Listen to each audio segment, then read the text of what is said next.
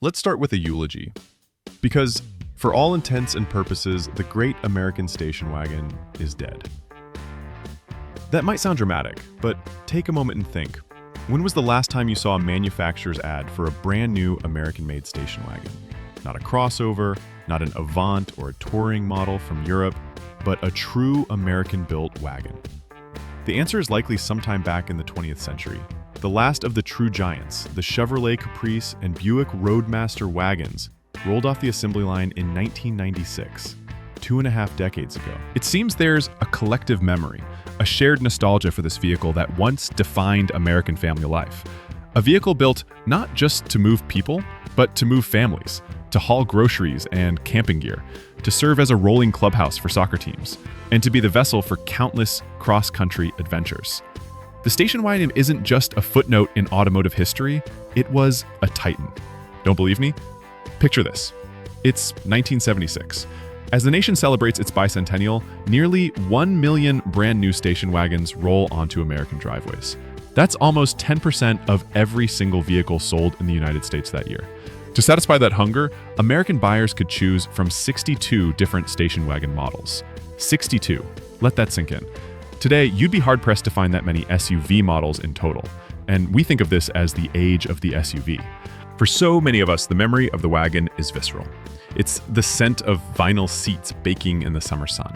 It's the crackle of the AM radio. And it's that glorious rear-facing third-row seat, the undisputed throne room for childish warfare against the drivers behind you. Back then, they felt permanent, an unshakable part of the American landscape, as essential as drive-in theaters and apple pie.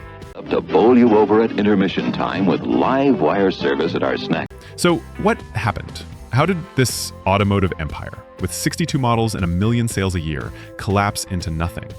How did America's greatest vehicle simply vanish? Well, that's the story we're here to uncover. The story of the station wagon begins, as the name implies, at the train station. We're in the early 1900s, an era before highways, when long-distance travel meant traveling by rail.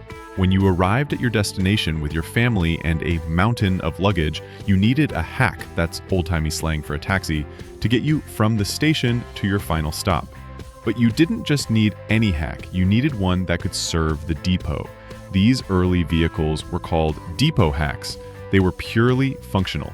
Imagine a basic truck chassis, often a Ford Model T, with a custom-built wooden body on the back. This body was little more than a box with wooden benches for passengers and open space for steamer trunks. It wasn't about luxury, it was about utility. And here's a fascinating fact. In the beginning, the big car companies didn't build these themselves. Henry Ford, in his typical fashion, figured out it was more profitable to just sell bare Model T chassis to hundreds of small, independent coach builders across the country. In 1909, there were over 550 car manufacturers in America. Today, we have 3 major ones. These small workshops would handcraft the wooden bodies, each with its own unique character. Sometime in the 1920s, the name evolved. Depot hack became station wagon. By 1929, when Ford introduced the first factory-built Model A station wagon, the name was permanent. The first major evolution came in 1935 from Chevrolet. They built a station wagon with an all-steel body. It was stronger, more durable, and easier to mass produce. It was, by all accounts, a better vehicle, but it didn't sell well. Why? Because in the 1930s and 40s, wood meant wealth. The handcrafted woody wagons were seen as a status symbol, often costing more than their sedan counterparts. They were the preferred transport of country clubs and grand estates. Steel felt cheap.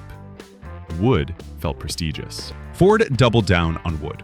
In 1936, they opened a massive factory in Iron Mountain, Michigan, surrounded by their own vast timber forests. They became a vertically integrated furniture company that happened to build cars, shipping complete wooden wagon bodies to assembly plants across the nation. But these beautiful woodies had a secret. They were a nightmare to own.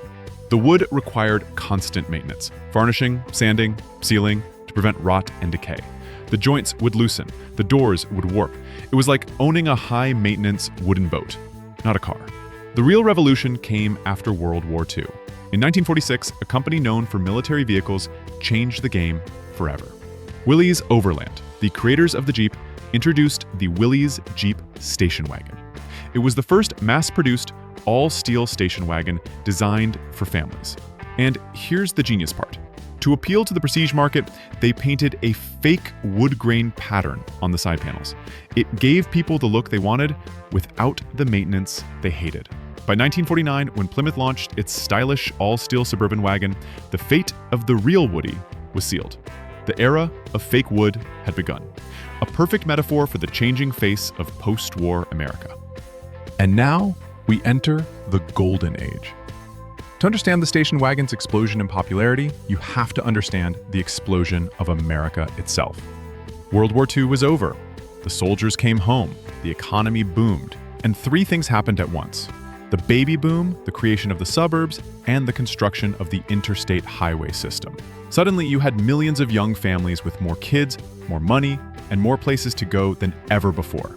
They needed a new kind of vehicle, one that could haul a family of 6, their luggage, and a dog to a national park 3 states away.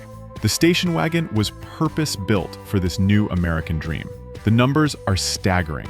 In 1950, wagons made up less than 3% of cars produced in the US. By 1959, they were nearly 17% of the entire market. In just 10 years, they went from a niche product to 1 in every 6 cars sold. By 1958, the best-selling model in Plymouth's entire lineup wasn't the sedan or the coupe, it was the station wagon. And these weren't just cars, they were land yachts, rolling living rooms on wheels. The 1968 Ford Country Squire was over 18 feet long. That's longer than a modern-day Cadillac Escalade. These behemoths were a symbol of American optimism and excess. We wanted bigger families, bigger houses, and bigger cars. The station wagon delivered it all. The innovation during this era was breathtaking. You had 2-door Nomad wagons, 4-door hardtop wagons with no B-pillar, and tailgates that were marvels of engineering. Some were split horizontally, some swung out like a refrigerator door, and GM invented the clamshell tailgate, where the glass retracted into the roof and the gate retracted into the floor, creating a massive pillarless opening. And then there was the Vista Cruiser. Oldsmobile and Buick put skylights in the roof of a wagon, creating a panoramic view decades before pano roofs became a luxury feature on modern SUVs. You could get wagons in every size, from compact Ford Falcons, to mid-size models, to the full-size giants that could seat 9 people. These vehicles became the headquarters for the American family. They were a fixture of middle-class life, as common as a television set. The marketing reflected this. Ford's Country Squire and Chrysler's Town & Country evoked images of a sophisticated, leisurely lifestyle. And that fake wood paneling? By the 60s, it was pure vinyl applique. But it was a status symbol. It screamed, "I have a family, a house in the suburbs, and I've made it." And they weren't slow. You could option your family wagon with a massive big block V8 engine that would absolutely smoke the tires. Sure, it might get 8 miles to the gallon, but gas was cheap. The economy was booming, and America was king of the world. What could possibly go wrong? Well, as it turns out, a lot. On the surface, business was great. But if you looked at the ledger books in Detroit, you'd see the first warning sign. Station wagons were complex and expensive to manufacture. They required unique tooling, longer frames, more glass, and heavy-duty components. Yet the profit margin on a wagon was often lower than on the simpler sedan it was based on. As long as the sales volume was massive, the business model worked, but it was a house of cards, vulnerable to a strong gust of wind. That gust of wind arrived in October 1973. The OPEC oil embargo. It's hard to overstate the shock this sent through the American psyche. This is unreal. Isn't this disgusting? Why doesn't anybody contact the president? Why is he letting this happen to us? The price of oil quadrupled, almost overnight. Gas stations ran out of fuel. There were mile-long lines, and when you finally got to the pump, you might be limited to 10 gallons. Rationing was implemented based on your license plate number. It was chaos. And that 10-mile-per-gallon land yacht in your driveway suddenly went from being a symbol of the American dream to a financial anchor. The effect on wagon sales was immediate and brutal. After peaking at nearly 1 million units a year in the early 70s, sales cratered. Chrysler, reading the writing on the wall, completely abandoned the full-size wagon market by 1978. But that was just the beginning. The real killer was already on the drawing board. And ironically, it came from Chrysler, the very company that had just given up on wagons. Lee Iacocca, the new head of Chrysler, knew the company needed a miracle to survive. That miracle arrived in 1984. It was the minivan. The Dodge Caravan and Plymouth Voyager were a stroke of genius.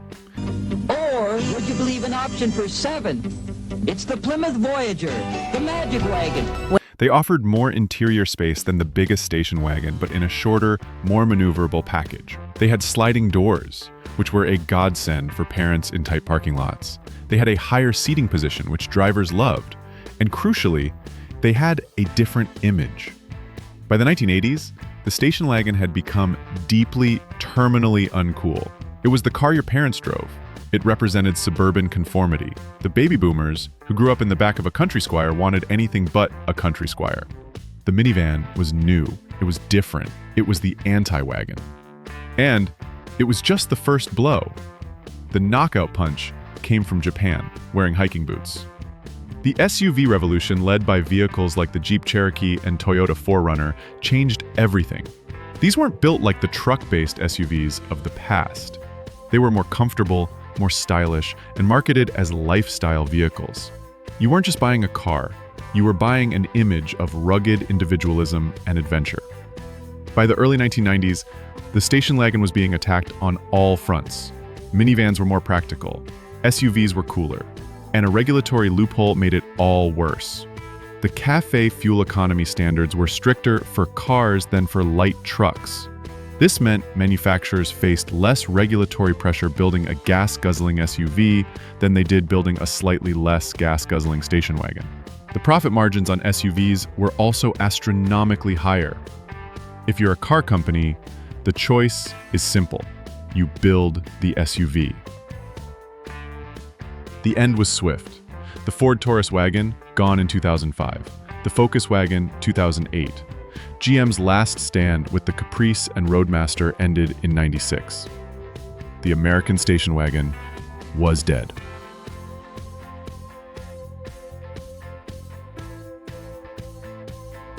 So where does that leave us today?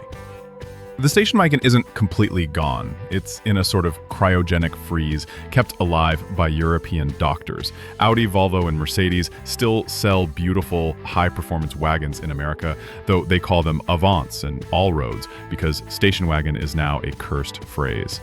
But their sales numbers are a rounding error, less than 1% of the market. The irony is, if you look around on the road today, you're surrounded by station wagons.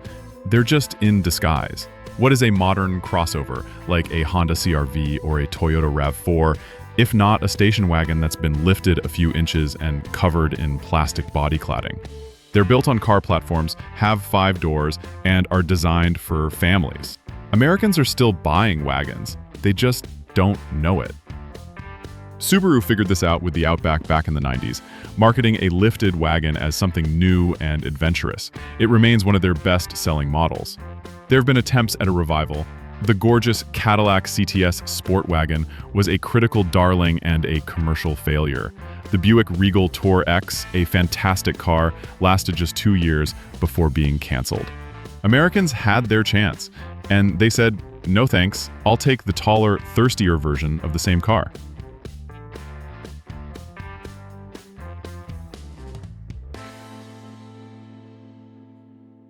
Researching this video, I realized something. The magic of the wagon wasn't about its handling. It was like driving a boat, or its fuel economy. It was abysmal. It was about what it represented. It was the ultimate tool for the post-war American family. It was the mobile command center for a specific version of the American dream. It was where life happened. It was the arena for sibling rivalries, the classroom for learning geography via the license plate game, and the capsule for your first taste of freedom in that backward-facing third row, no seatbelts, no airbags, just you and a thin sheet of glass. What we lost when the wagon died was character. And we lost a certain kind of practicality. We traded it for perception, the perception of safety and adventure that an SUV provides, even if 99% of them never touch a dirt road. The story of the station wagon is a lesson in how quickly things can change. In one generation, an entire automotive class went from market dominance to extinction. It's a lesson in how culture, economics, and regulation can conspire to kill even the greatest of giants. And it's a lesson about loss. We lost a connection to a simpler, perhaps more optimistic time. A time when a family car was just that, a car for the family. Not a lifestyle accessory, not an adventure vehicle, just an honest, practical machine that did everything you asked of it. And for that, it deserves to be remembered as truly one of America's greatest vehicles. So I have to ask, what's your station wagon memory? Did your family have the classic wood-paneled country squire, or maybe a Volvo that refused to die? Let me know in the comments below. I'd love to hear your story. Thank you for watching.